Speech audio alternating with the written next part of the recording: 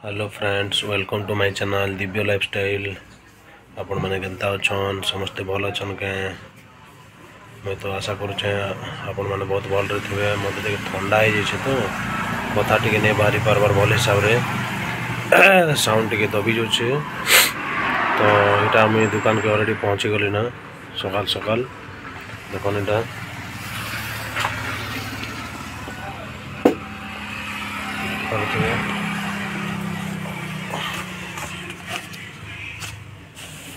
ठंडा केन्ता हो फ्रेंड्स आपंकर आड़े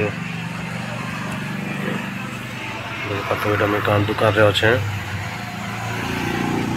आपण मान के जिन जिन वेराइटी दरकार एवं तक भी बिहन मान अच्छे आपण मान के दरकार बेले मके कांटेक्ट करि परबे।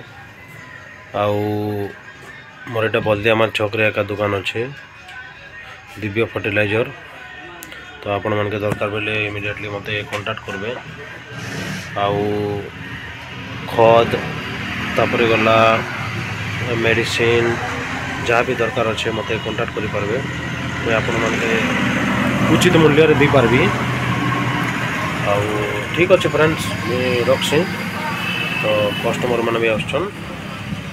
Okay bye.